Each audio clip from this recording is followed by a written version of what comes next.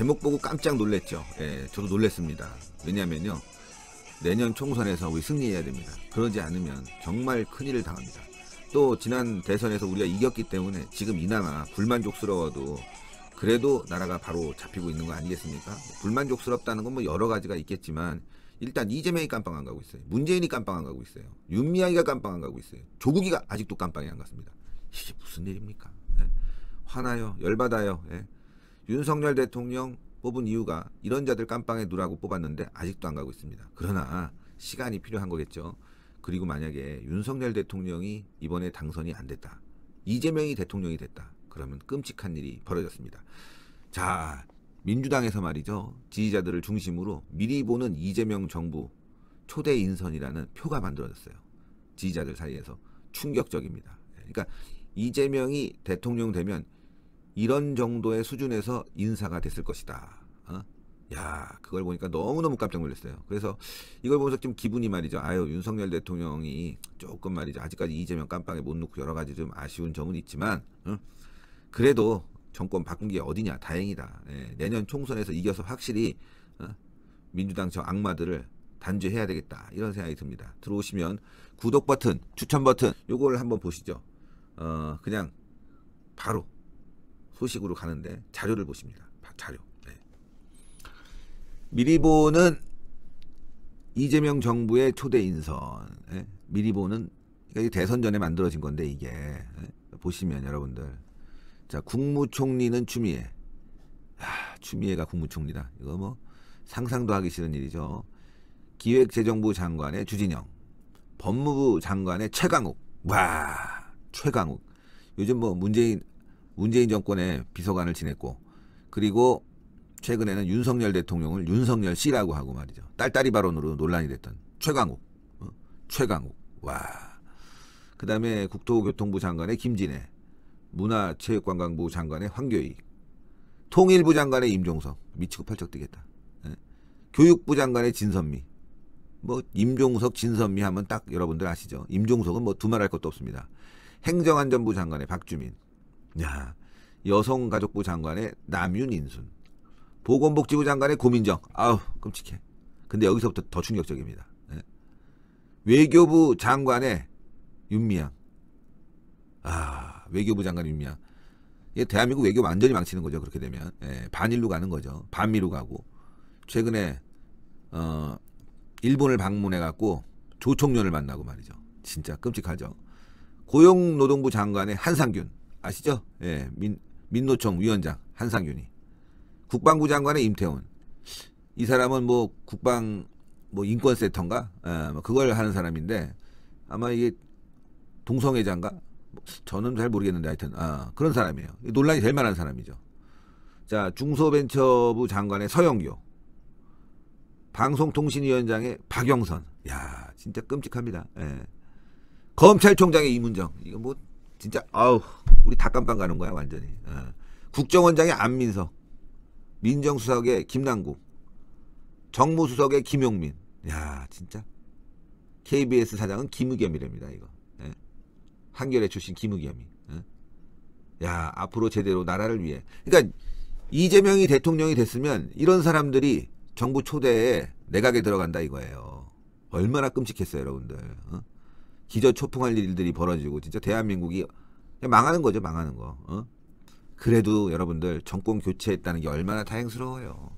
그러니까 좀 불만이 있고 마음에 들지 않아도 여러분들 이해하고 좀만 시간을 우리가 가져야 됩니다. 코미디도 이런 코미디가 없다. 암울하다. 빨갛게 물들이려고 했나. 소름이 돋네요. 나라가 개망하겠어요. 야, 과간이다. 현기증 난다. 골라도 어쩜 저렇게 고르냐. 기가 막힌다. 이거 보니까 좀 여러분들 좀 안심이 되죠? 예. 안심이 돼, 이거 보니까. 저도 그래서 이걸 보도를 해야 되나 말아야 되나 이런 생각하다가, 그래, 윤석열 정부를 뽑았는데 그래도 이런 일이 안 발생했으니까 다행이다. 내년 총선 이겨보자. 그런 생각이 들죠, 여러분들. 여러분들 하여튼 내년 총선 이기기 위해서는 자유통일당 많이 성원해 주십시오. 자유통일당이 답입니다. 예. 이거 다시 한번 봐도 끔찍한, 이거 뭐 기절초풍입니다. 미리 보는 이재명 정부 초대 인선.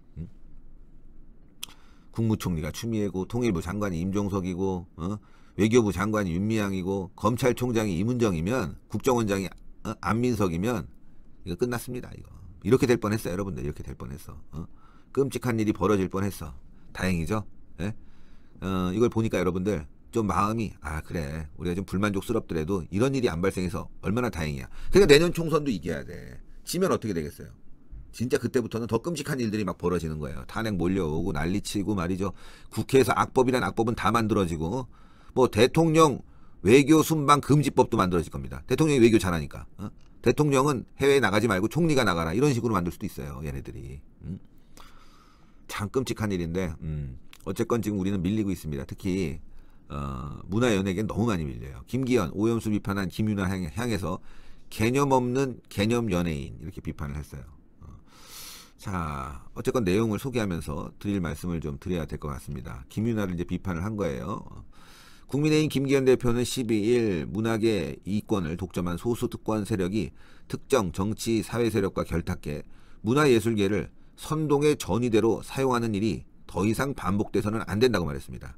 김 대표는 서울 중구 한국관광공사에서 열린 사단법인 문화자유행동 창립기념 심포지엄 축사를 통해서 자유가 없는 문화는 죽어버린 문화다 이렇게 밝혔습니다. 이어 부당한 권력에 저항하는 투사인 척하지만 북한 인권이나 북한 주민들의 참혹한 상황에 입도 열지 않는다면 그것은 이율 배반이 아닐까 이렇게 말했어요. 참 정확한 답이죠.